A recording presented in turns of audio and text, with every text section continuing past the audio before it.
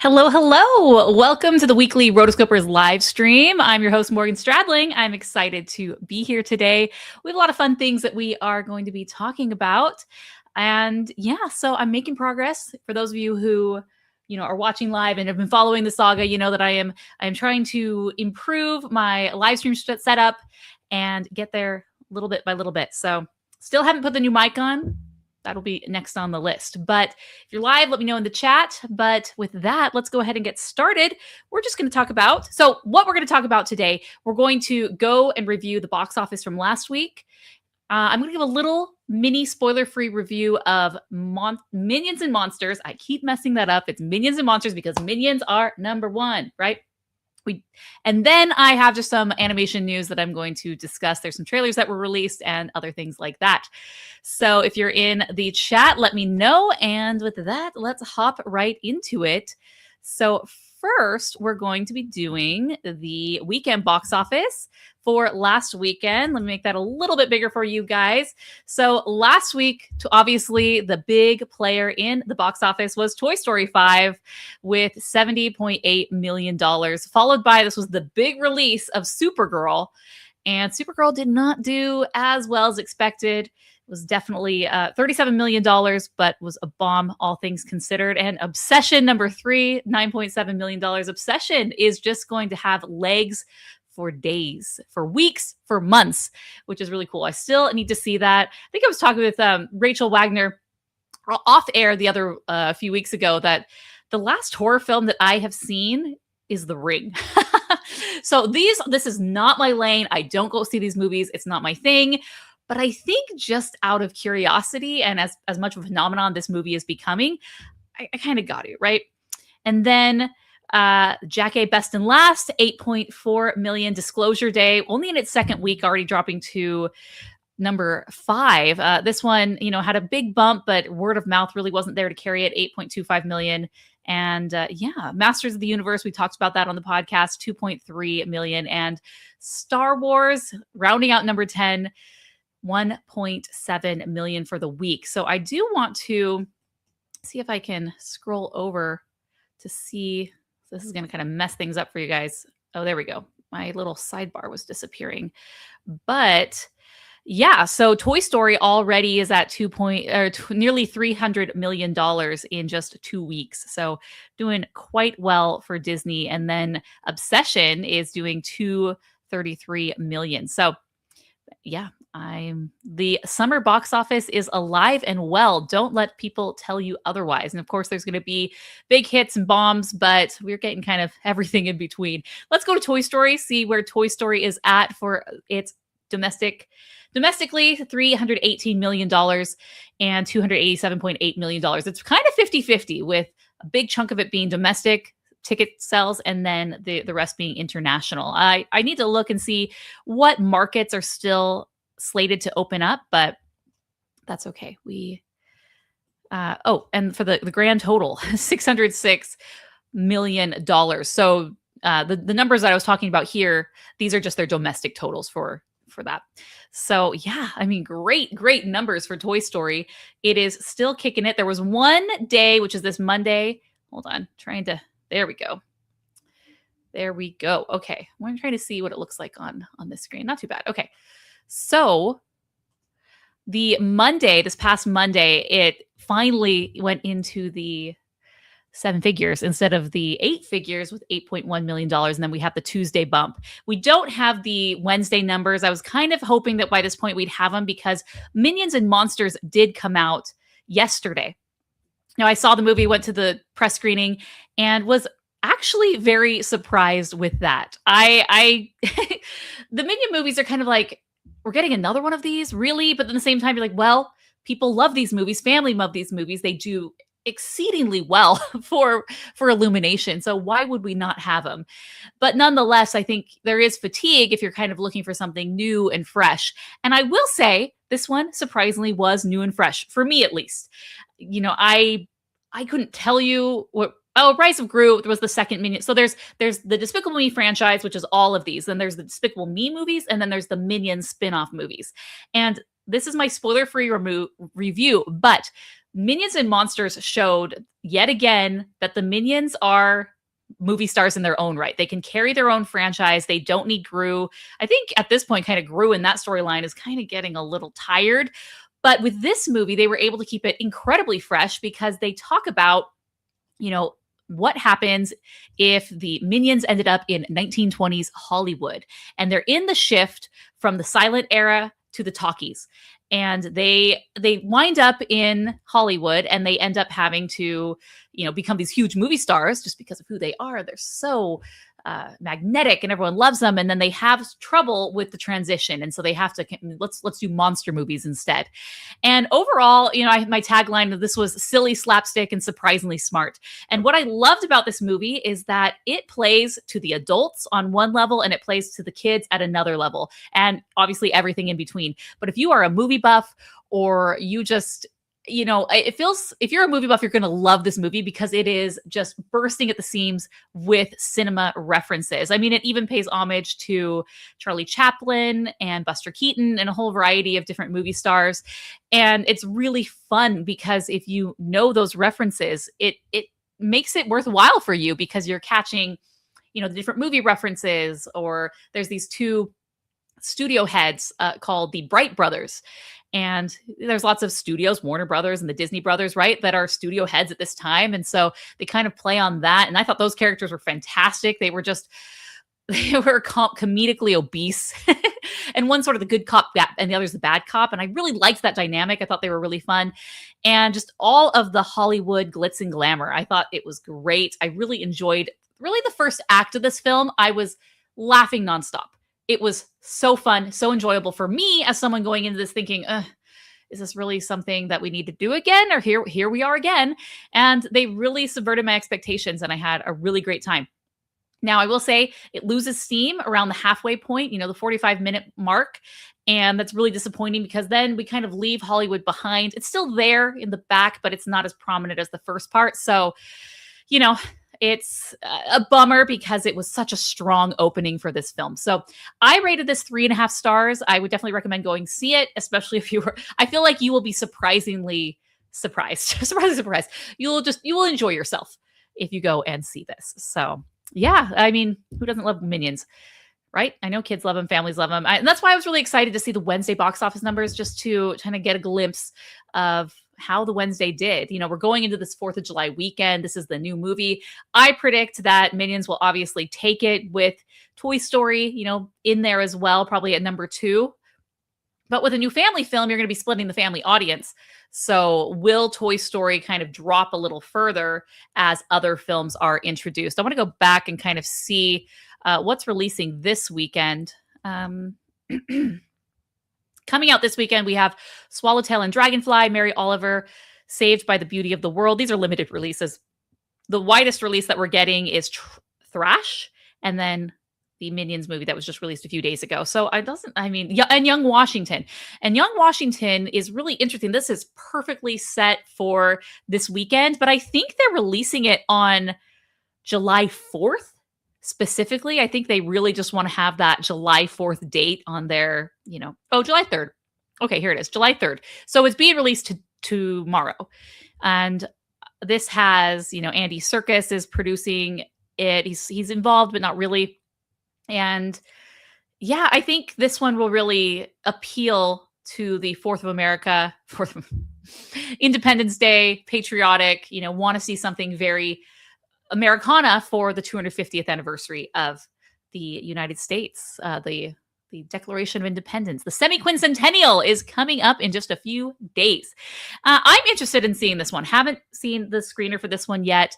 I probably need to reach out and get that. But I think this one, I wish they would kind of give you a little preview of, you know, the number of screens we're expecting to see it. But, you know, it says limited, so probably not. This is Angel Studios. And I always predicted this was the big thing, that the reason Angel Studios released Animal Farm and took that one on is because they wanted this movie specifically. And so this is an Andy Serkis production. And so they were like, okay, well, we'll take this if you give us that. So, all right. So going back to Minions, right now it's still a little early. Tomato meter's 90%, which is pretty darn good for it's right certified fresh right now with 96 reviews, and not enough for the popcorn meter for the audience. And just going back to see where Toy Story has landed, we're getting the critics, the tomato meter for critics is going down a bit. It's about 92%, and then 95 for the audience, which is definitely aligned, both thumbs up for everyone, right? Okay, so before we go into some other news stories, let's get some people in the audience who have things they want to say.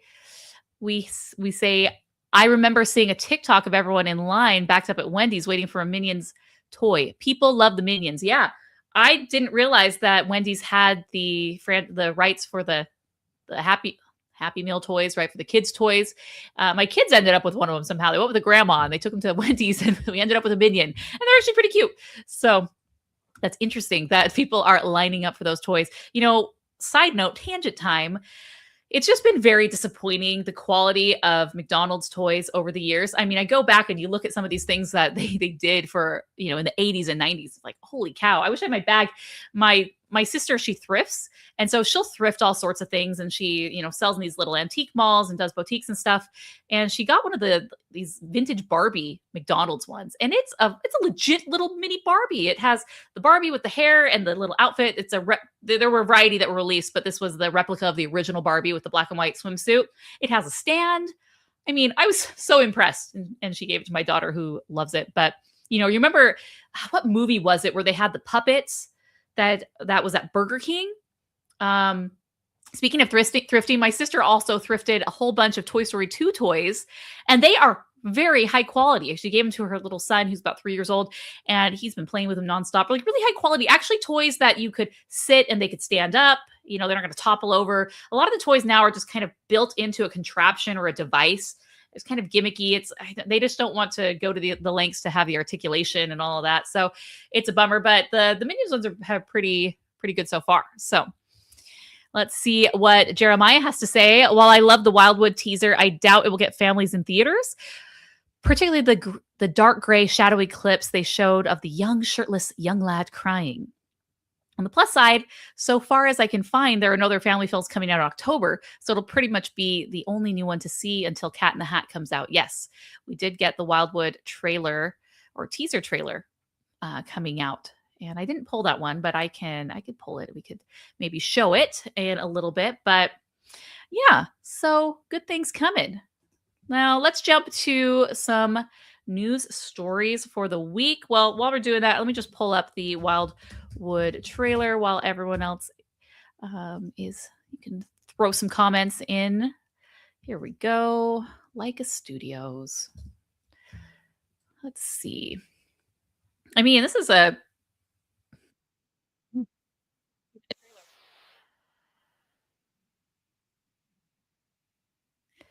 all right. I'll be able to filter through some of those things. Okay, so let's go back to some of the stories for the week. We have a few trailers.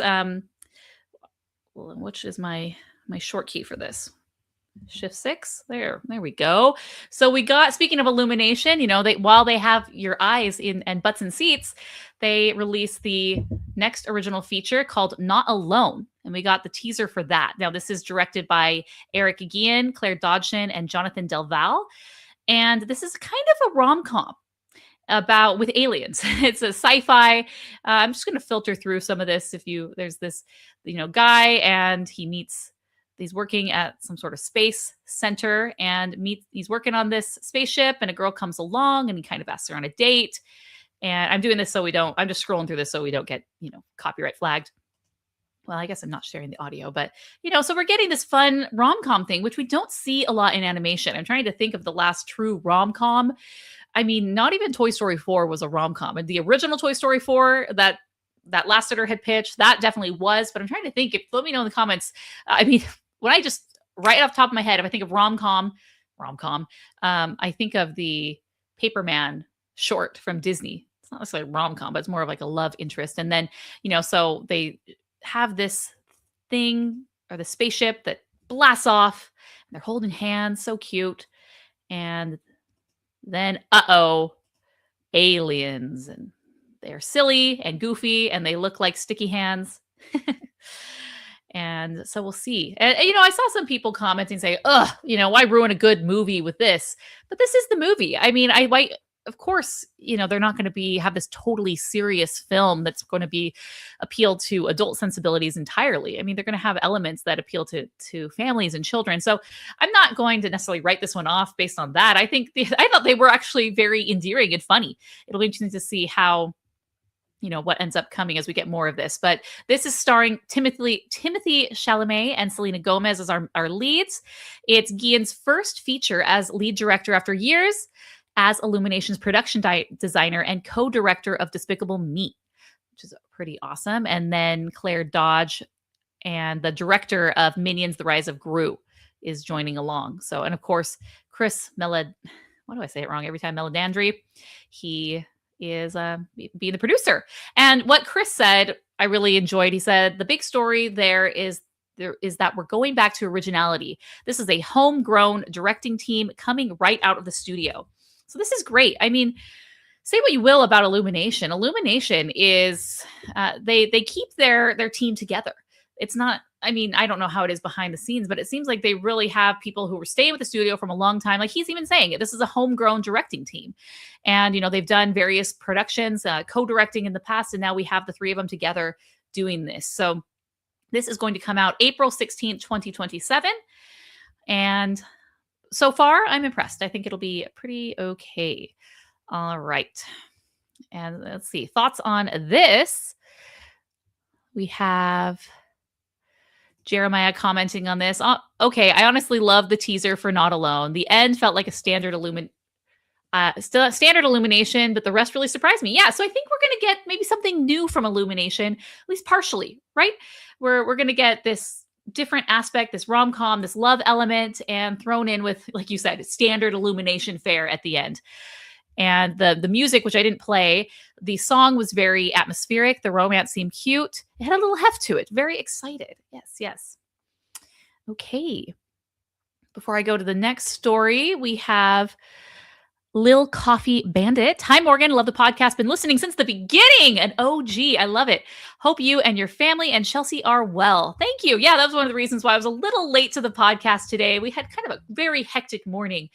And I mentioned previously, this is a very standard time when I'm alone. It's just me and the baby. And I've kind of got the baby on a schedule where she goes down for her long nap right now. So I was getting her down and and then getting a few other things. I had to get a roast in the crock pot for dinner because that's been sitting in the fridge a bit too long. I'm like, okay, we need to cook this now because if we're going to eat it for dinner, it needs to be cooking in the crock pot. So thanks for everyone for waiting for me to join a few minutes late. Life and family, right? And then also she says, love the Paperman animation style. Wish they'd do more full feature in that style. I agree. That was really touted as sort of the next gen for, I'm trying to fix this. The next gen style for Disney. Look at all these cool things they're going to do with it. And they're going to have this overlay. And we really haven't seen that from Disney. They very much are in their own style and have the house style that seems to work for them. And you know what? I want to show something here. Let's see if I can find it. That there's been a lot of discourse about Disney face, Pixar face, since the Hex trailer came out. And I watched a really good YouTube video of someone analyzing it, but let's see if I can find this real quick. Someone did some really nice overlays of, let's see, of these face shapes. And I can't really find it. Was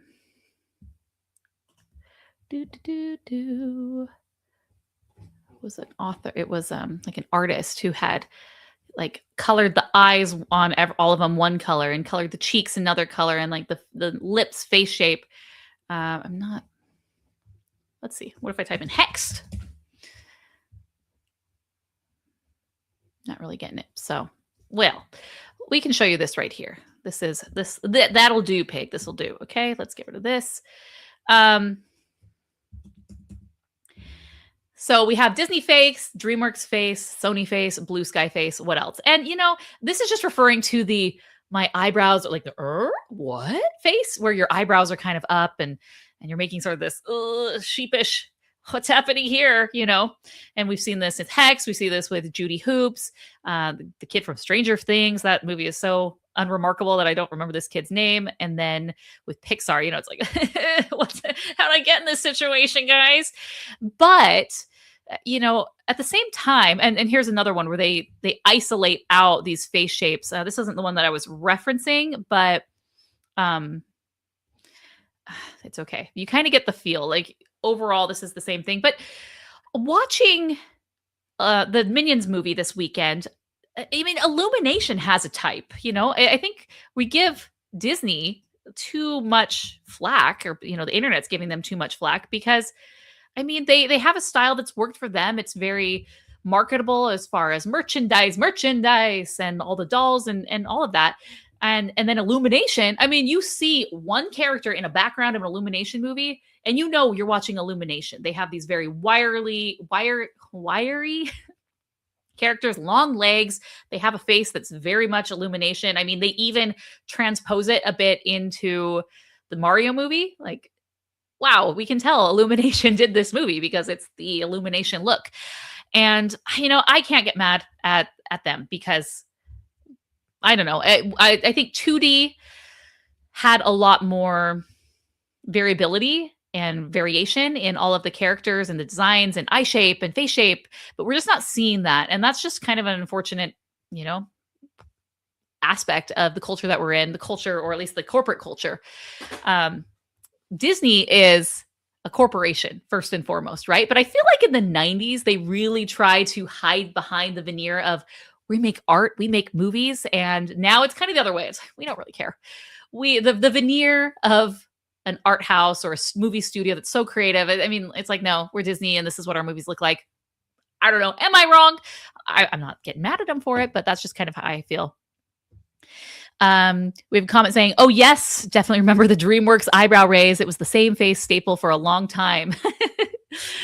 And Pop Tart for Jesus says, if the character is remarkable, it doesn't matter. Exactly. Also, if the character, but if it's forgettable, it does. For example, Elsa versus Asha. Yeah. We're talking Wish versus Frozen. And this really started with Tangled. Tangled was based on the Glen Keane design, and he had these very big, expressive eyes and kind of the smaller, heart-shaped face with smaller lips and a little less pronounced nose.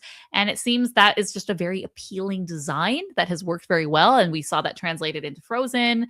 Moana even looks like that way. And even though, kind of going back to this right here, all these other characters, I mean, they're different nationalities for sure, but all within the same family. So yeah, it's okay.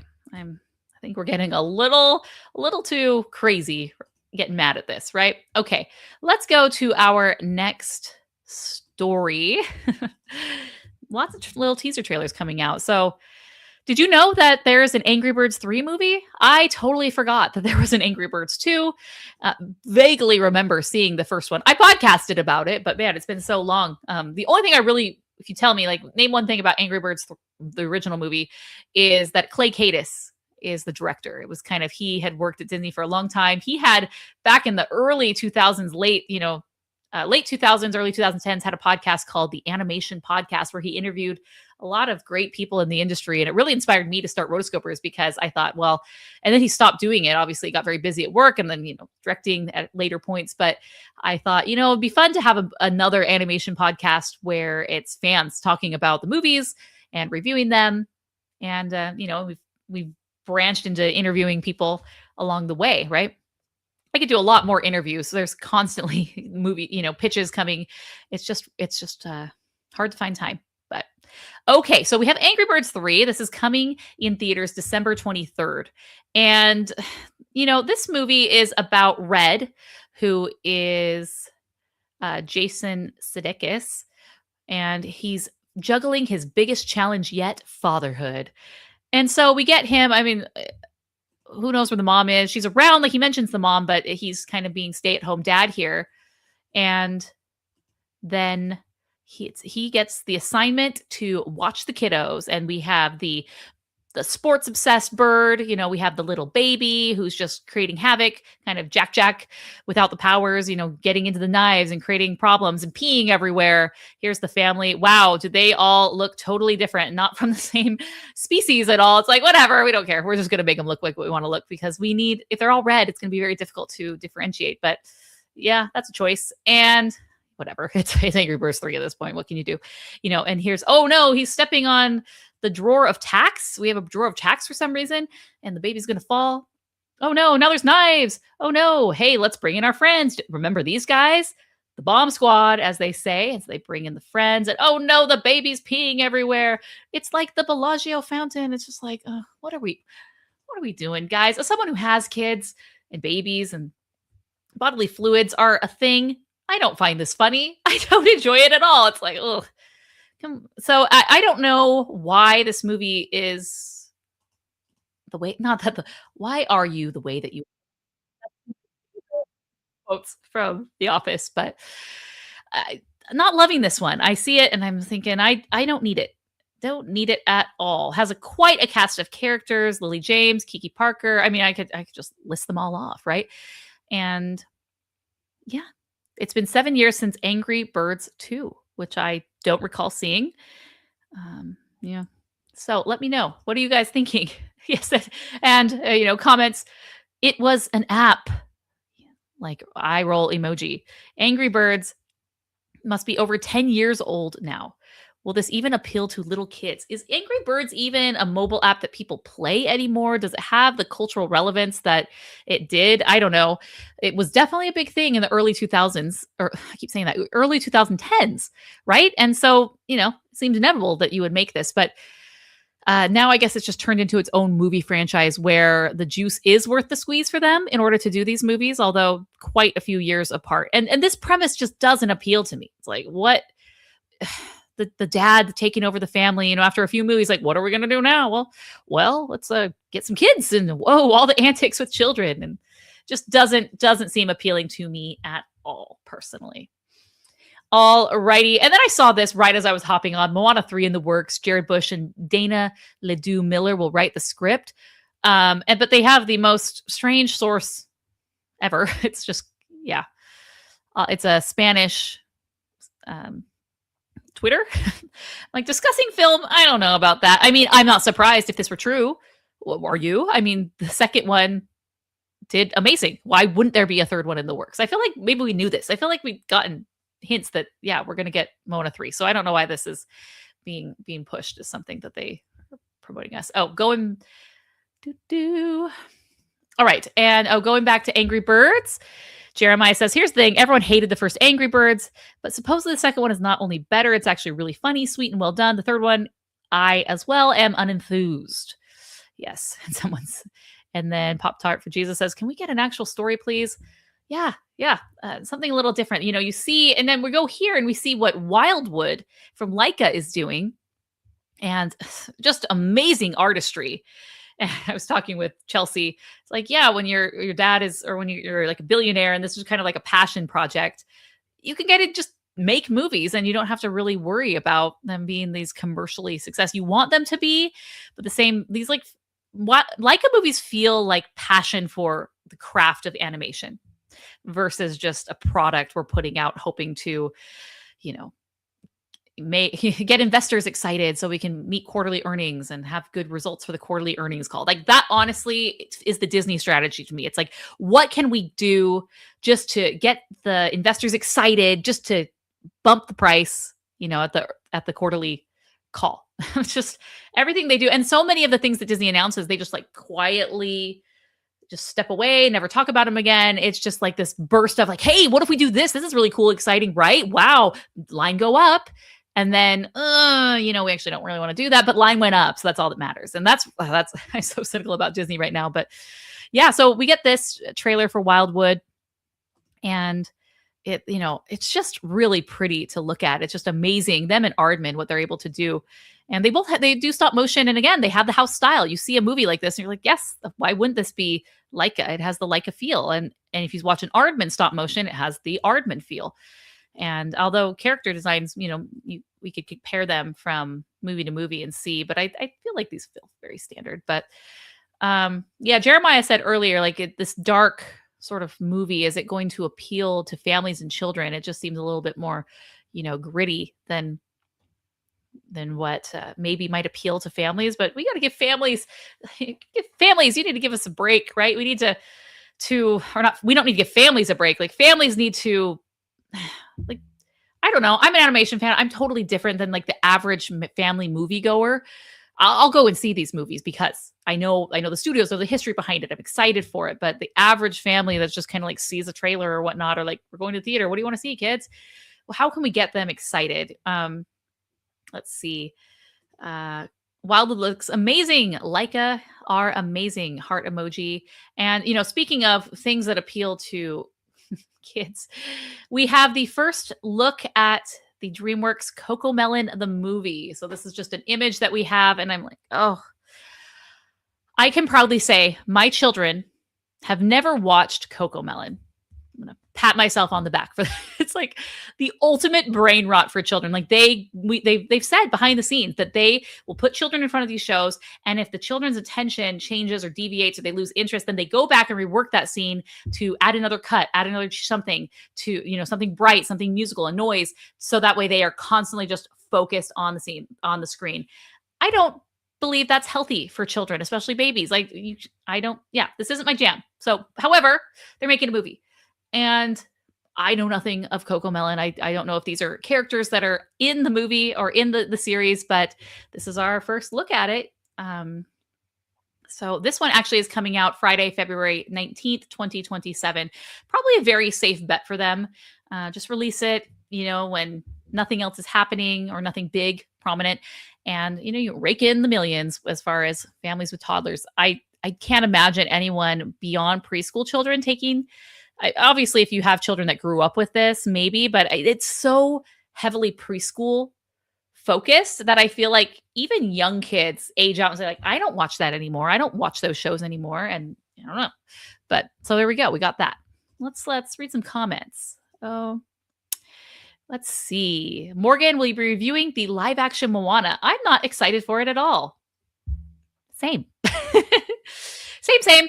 I will review it the best that I can. I probably won't take my family to it. It doesn't even seem worth the tickets for the family.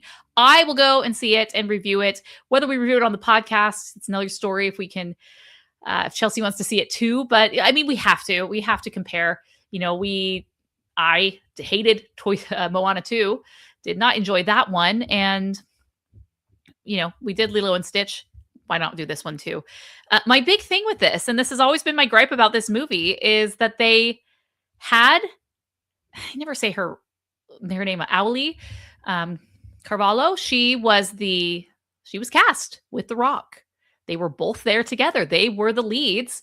And I thought that was kind of cool. Like, here you are, you have the voices and singers. They did both, right? From the original.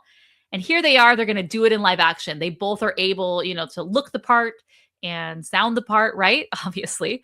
And so I thought that was going to be pretty cool to have her reprise her role in live action. That has never been done before, at least as far as I know, right?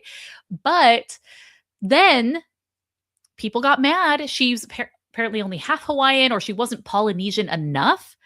And so Disney just pulled the rug under her. Disney is the worst with caving to like the internet pressure, which is a very, very small vocal minority that just has opinions that are not great opinions. And so they replaced her with a younger girl. And I still vividly remember the video where they had Ali and she's sitting there and it's like a hostage video. Go and see it. And it's like she is holding back tears saying, "Hey guys, we have a new Moana and I'm going to be the executive producer." Isn't that great? Like, it is heartbreaking watching that video of her. So because that happened, and I'm just mad at Disney, that they would have done that to her. And, she seems to be okay in some of the press. It's been a few years since that was what, 2024 when that all went out. But yeah, for that reason, I'm just, makes me sad. It could have been something cool, but then, I mean, if you look at the trailer and it's so dark and glum, like Wildwood, which is a very dark and gloomy movie. Where do I have that? I mean, this at least has some color. And if we're going to go to Moana live action trailer, what's going on here, guys? Can we bump up the saturation tab a little bit? Just that alone, I think would help. But let's see. I'm trying to see if there's a new one that was this is the final trailer that we're going to get from Disney. I'm going to, just watch this play. And, we got some color, I guess, when we get to that scene. And dark, gloomy, monotone, very monotone. Where's the color? The ocean looks gray. The greenery looks, brownish green. It's okay. That's maybe the best shot where they're on the island at the very beginning. Yeah,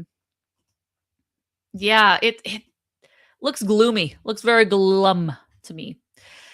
But I'll see it. And it's hard because it's like I have very strong opinions about how this movie has been made and all the choices involved. And okay, I'm going to go into the movie and do my best. But yeah, all right. Let's see. We're going back to Cocomelon. Morgan, that pat on the back is deserved. Cocomelon is a menace, I'm sure. It is well-intentioned, but it's true. It's unhealthy. Thank you. Thank you very much for validating me and my parenting choices. Let's see. What happened? Well, we have what happened to shows like Little Bear, Strawberry Shortcake, and The New Adventures of Winnie the Pooh. Those were good shows with good characters and some gravitas. Yes, absolutely. I let my kids watch the Winnie the Pooh movies. I know Jeremiah's a huge fan. And I wish I could go back and redo my review of the 2010 Winnie the Pooh, because that is so cute. I love that movie so much. It is precious, along with the original The Many Adventures of Winnie the Pooh. But those are just slow going movies, very simple. And yeah, in addition to the television show. Oh, sorry, I cut off his comment. There are still shows like that, such as Bluey, but they're few and far between. And it says, agreed. It is cool they got originals back for the live action Moana, but it also reiterates how redundant it is. It's already been done literally with animation. And the animation allows you to go into this non-real world. I mean, you can punch things up and you can exaggerate things even more than you can in live action. With a real human person there is that wall of, okay, this doesn't seem very realistic for a person. But if you just put that character in animation, suddenly the world's your oyster. You can do all sorts of crazy things with that human character because it's animated. And so when you're trying to take these fantastical elements and bring them into live action remake, it's just silly. Sometimes they look very forced, unrealistic. They take you out of it, uncanny. Had no idea Moana was about the Moana recasting drama. That's so sad. They never said, hey, we're going to recast her because of all this backlash. But there was backlash, unwarranted, in my opinion. A little time went by and suddenly it's recast. It's like, why are you recasting her? And I feel bad for her because this is her big role. This is her moment. She's a singer, so she's going to get a lot of royalties from the soundtrack of this. I'm sure she is set for life from the Moana soundtrack and how well that did. And this was a big moment for her. Wasn't she Katie? Not Katie. She was the girl in the Mean Girls remake, the friend, the gothic friend. Her name escapes me right now, but she hasn't really gone on to have this huge career that maybe she was hoping. And so this was a bag for her. This was a big opportunity for her to make a little bit more money, to get back out there, with the Disney. She's forever going to be, we'll see her a Disney legend one day. She's always going to be the Disney family, but I felt bad for her. It was just really sad. Morgan, Lil Coffee Bandit. Morgan, I always love your rants about the live action stuff. Always tend to agree. Thank you. I mean, I honestly, sometimes I feel like I am the only person. I mean, I know I'm not, but I'm like, why am I just on an island with my, feeling this way? Because then these movies go and they do gangbusters, right? They just do amazing. And people just see them. It's like, oh, Lion King. Yay. We're going to go see this. And it's like, but it's bad. Like, you can tell that it's bad, right? No, we loved it. It was great. It was so fun. They never talk about it again. I mean, it's hard. But I'm glad I have solidarity with my Rotoscopers family. Why is Cinderella like the only good live action adaptation? Disney has really dropped the ball with this experiment. Cinderella is great because they did something different with it.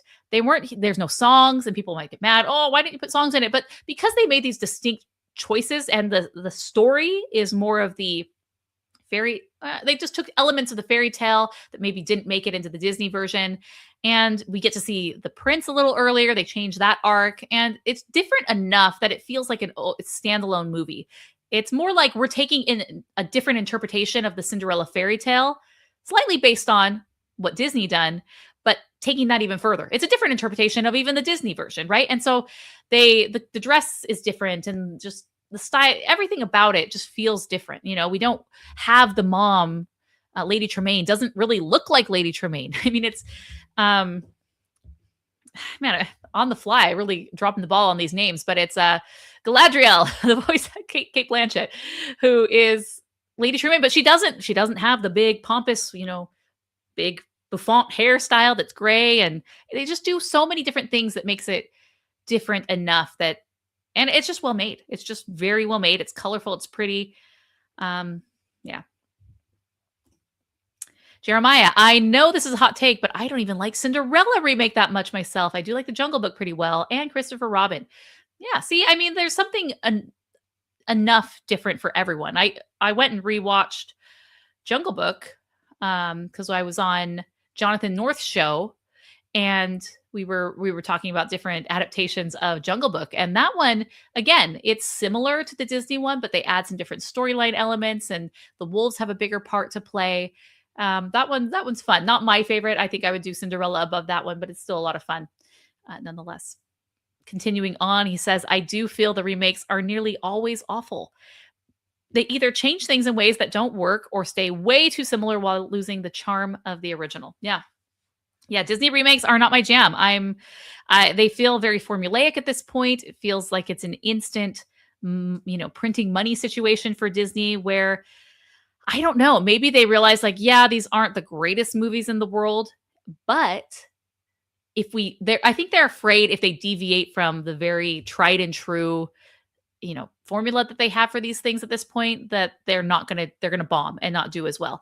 And early pre-sales for Moana do show that it's not going well for this one. So could this be, the straw that breaks the camel's back? We'll see. It'd be interesting to see how this one fares out. But I don't know anyone excited about this. I don't know anyone talking about this. Interesting that they put this one out middle of July.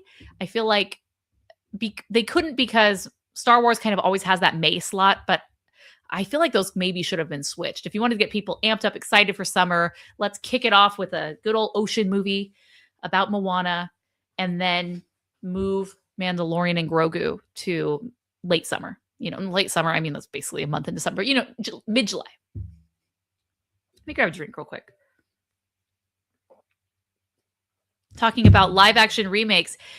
Yes, so many of my friends and family love the Beauty and remake over the animated original. I was offended, to put it mildly.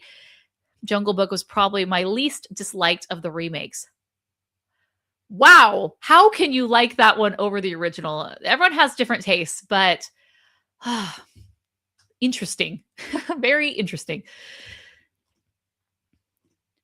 Jeremiah says, everyone I've talked to despises it for being emotionless with poor choices throughout, like adding the forgettable song Spirit.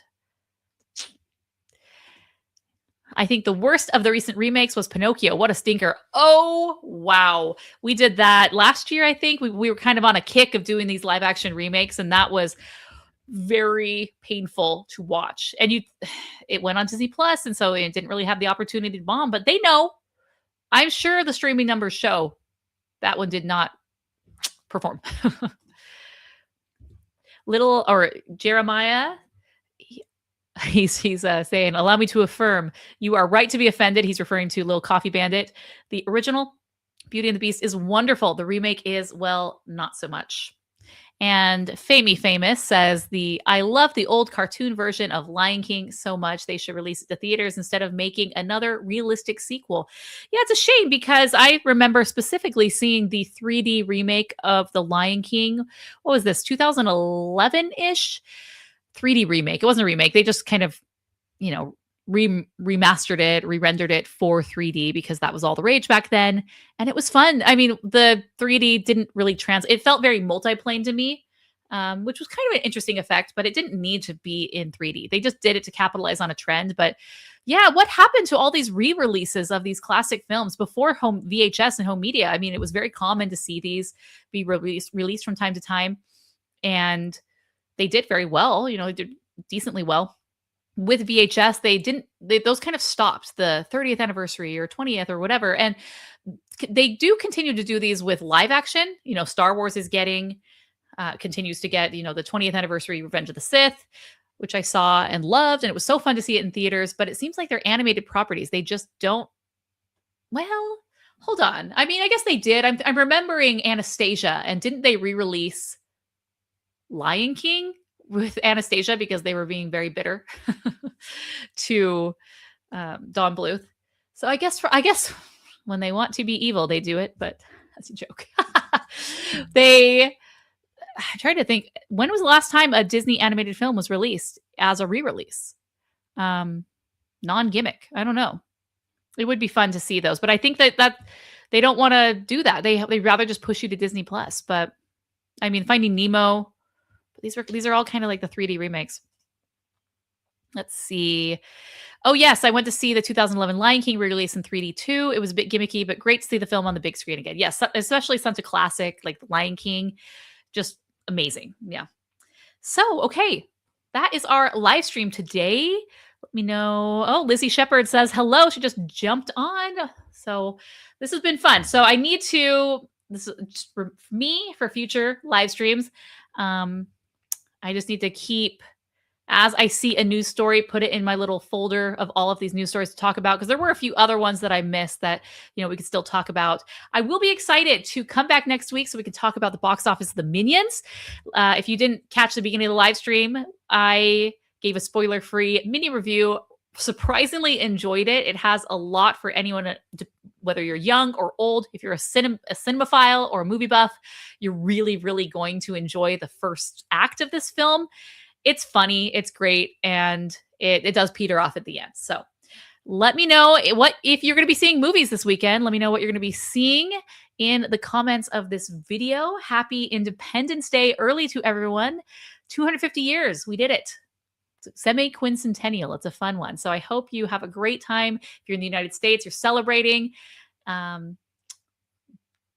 Be careful with those fireworks, okay? I don't want any reports next week that someone has lost a limb.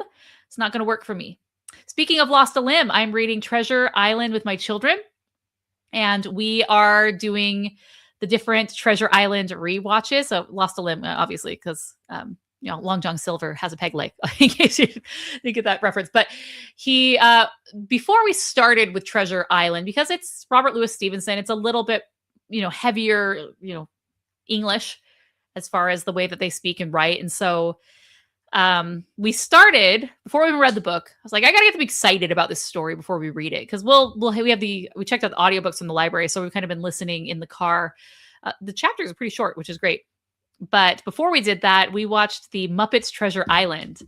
And yes, and that's the first one that we kicked off. I said, okay, to get them excited about the story, we got three ways. We have the Disney Treasure Island from the 50s. We have Treasure Planet, which is a take on Treasure Island. And then we have Muppets Treasure Island, which does its best to be faithful to the source material in a very Muppetsy sort of way. And Little Coffee Bandit says, Muppet Treasure Island. Tim Curry is fantastic in that one. Yes, I loved Tim Curry, so it was a good time. But they seemed excited. They liked the movie. And so now going into reading the book, they're excited for that. So I think we're going to finish the book. Then we're going to watch 50s Treasure Island, and then we're going to kick it off with Treasure Planet, which I would want to do right now because Treasure Planet is just really fun. I mean, it's John Musker. Musker and Clemens direct that. And it's just a fun little take on this classic. So yeah, maybe I'll do Muppets Treasure Island on the podcast. I know, I mean, here we are, we're 14th year into the podcast, and the Animation Addicts podcast, we're a little liberal with our term of animation. It's like, you know what? I want to do a live action. Why not? So I do. And yeah, so maybe we'll add that to the list. But for podcast listeners, we have recorded Toy Story 5. It's on me to edit that one, kind of a one-man show right here. So I'm hoping to edit that one and get it out in the next few days. You know, yeah, I could either stick to a schedule of releasing it. For those who don't know, behind the scenes, we do have a schedule of releasing every Tuesday. And the reason I picked Tuesday is because, okay, everyone releases, if they're a weekly show, they're going to release it on either a Monday or a Friday. So let's drop it on a Tuesday. In case weekend gets hectic, then you can still have time to edit on Monday and drop it on Tuesday. So that's the plan. But sometimes the episodes come out on a Wednesday or a Thursday or a Friday. So I'm like, is there even a schedule anymore? Would you rather have a set date, or just when the episode's available, just drop it? I don't know. I feel like at this point, it's like, hey, we got an episode, just throw it in there sooner rather than later instead of waiting until we can get back to a very consistent schedule where we're getting back on that weekly cadence. Yeah, I don't know. I think I've kind of worked through what I'm going to be doing, but that's what I was going to do. So I'll probably hopefully get that end of day today, tomorrow. And then of course, until I get the Patreon back up, I'm going to be throwing these live streams as a bonus on the podcast. So make sure to subscribe if you want to catch those. And at some point we'll be moving just the audio version of this over. So yeah. Okay. Treasure Planet is so underrated. Can't wait for your takes on Toy Story 5. I wasn't a fan, but I wasn't a fan of 4 either. Gotta go. Have a good weekend, Morgan. Everyone have a great weekend. Thanks for joining. This was fun. And give this a like and don't blow off any limbs. Okay.